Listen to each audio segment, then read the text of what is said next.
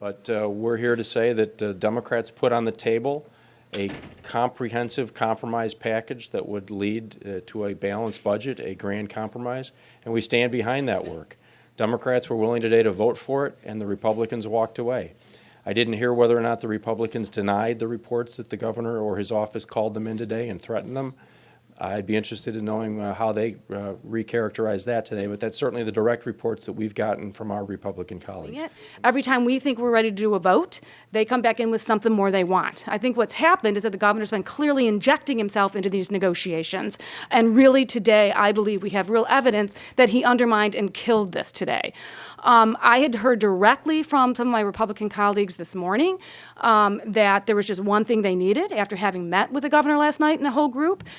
We worked today and had an agreement that the Senate president worked out on those agreements that they wanted. The one item to get to that agreement we understood. We thought then everything was fine. All of a sudden it came up to something else he wanted. This has been the ongoing scenario of what's been happening is every time you get there, they keep moving the goal line. And the governor doesn't know how to actually get us out of this. It's clear he doesn't want it to pass, or he wouldn't be working so hard to undermine it with the colleagues. And quite frankly, I think the Republicans at some point need to stand up and be willing to step aside from the governor and say we need to end this for the state. And instead of actually helping us get something on the board to yes, the governor keeps killing it every time we're close. I'm tired of the games that's getting played here and think it's really been doing a detrimental service to the state of Illinois.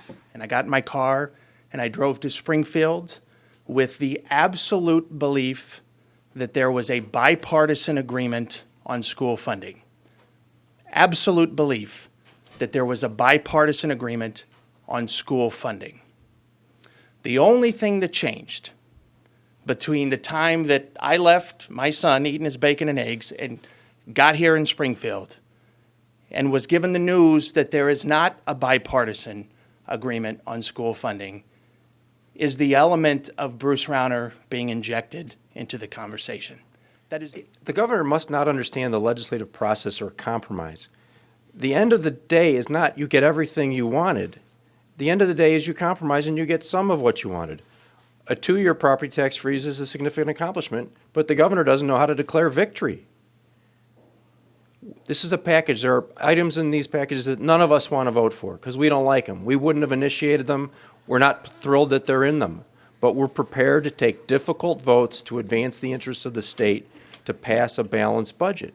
The governor has no willingness to do the same. I think all of us can validate that we've heard firsthand from Republican colleagues that the governor was calling people in and chastising them for their votes yesterday in some cases and threatening them as to future votes. Well, we've heard it was workers' compensation, then it was property tax, then it was portions of the revenue thing, then it was back to property tax. Now I'm hearing workers' compensation again, and now we're back to revenue. So I'm not really sure exactly what the final issue is on what the exact problems are. I do know that the package that we put together was designed to raise $6.2 billion to get us through the rest of 17 and to create a balanced budget for 18. I know that every day and week that we go by, we're not going to be able to have the retroactivity piece, which means we are threatening 18's budget.